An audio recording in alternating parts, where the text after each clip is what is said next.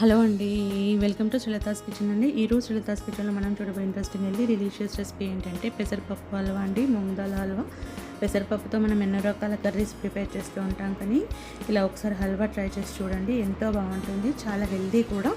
ఈ వేసవి కాలంలో మనకి పెసరపప్పు ఎంతో చలవ చేస్తుందండి. చాలా సింపుల్ ఇంగ్రీడియంట్స్తో మనం ఈ హల్వాని హెల్దీగా ప్రిపేర్ చేసుకోవచ్చు. ఇది మనకి పూజా సమయంలో నైవేద్యంగా కూడా సమర్పించుకోవచ్చు అండి.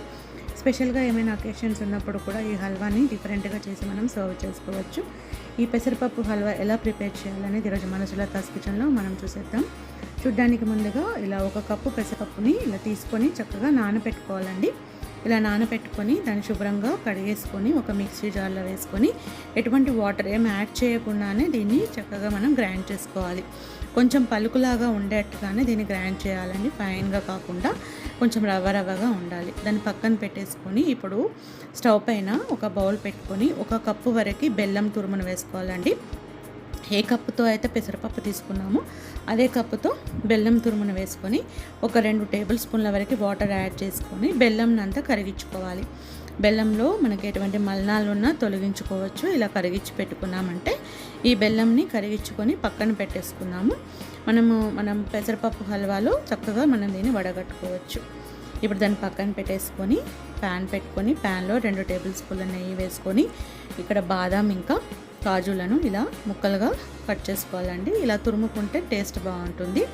ఇవన్నీ ఇలా ముక్కలుగా కట్ చేసి వేసుకొని ఇవి దోరగా వేయించుకోవాలి. మీడియం ఫ్లేమ్లోనే పెట్టేసుకొని దోరగా వేయించుకొని కొంచెం వేగిపోయిన తర్వాత ఇవన్నీ తీసి ఒక బౌల్లోనికి వేసుకోవాలి. ఇప్పుడు అదే ప్యాన్లో 1 టేబుల్ స్పూన్ వరకు నెయ్యిని యాడ్ చేసుకొని మనం ఒక 2-3 టేబుల్ స్పూన్ల వరకు బొంబాయి రవ్వ అండి, గోధుమ రవ్వ ఉంటుంది కదా, దాన్ని వేసుకోవాలి.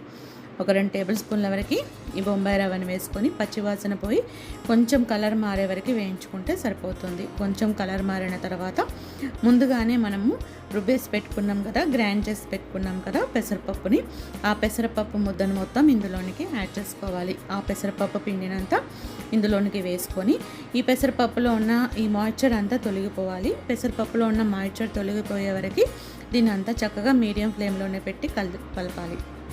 ఇలా కలుపుతూ ఉన్నప్పుడు మాయిశ్చర్ అంతా తొలగిపోయి ఇలా పొడిలాడుతూ వచ్చేస్తుంది. ఇలా వచ్చిన సమయంలో మనం దీంట్లో ఒక 2 టేబుల్ స్పూన్ల వరకు నెయ్యిని యాడ్ చేసుకోవాలి. ఒక 2 టేబుల్ స్పూన్ల నెయ్యిని యాడ్ చేసుకొని మరొక నిమిషం పాటు చక్కగా దీన్ని కలుపుకోవాలి.